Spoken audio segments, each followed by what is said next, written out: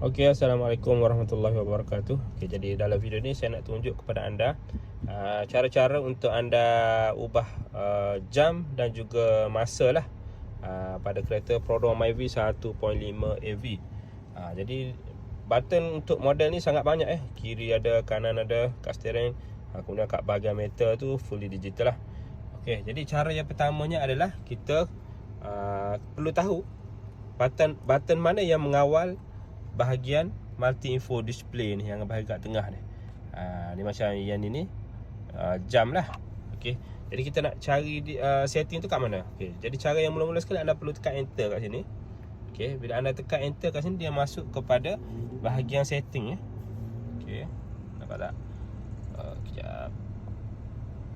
Okey, masuk ke bahagian setting.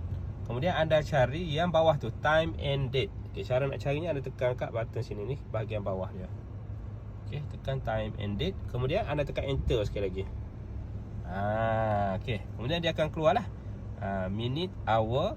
Kemudian nak tukar masa lah 12 jam ke sistem 24 jam. Kemudian ini adalah dia punya demand lah, anda boleh tukar setting kat sini. Contohnya tahun 2025 dah, kita nak daripada 2008 ni kita nak tukar kepada 2025. Caranya anda pergi kepada 2028 tu. Okey, kemudian anda tekan enter kat sini.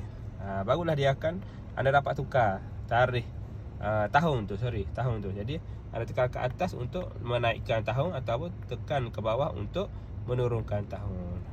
Kemudian dah okey, anda enter, tekan enter balik. Yang lain pun sama. Anda nak tukar tarikh, anda nak tukar hari, anda tekan enter. Dah settle, tekan enter sekali lagi, dia akan keluar. Okey, kemudian ni nak keluar, tekan enter. Dia keluar kat setting balik.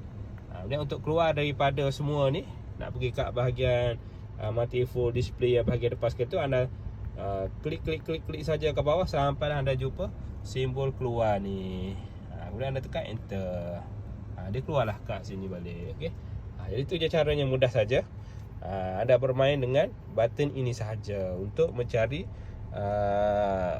untuk membuat pertukaran tarikh dan masa lah. Okey, itu saja. Assalamualaikum.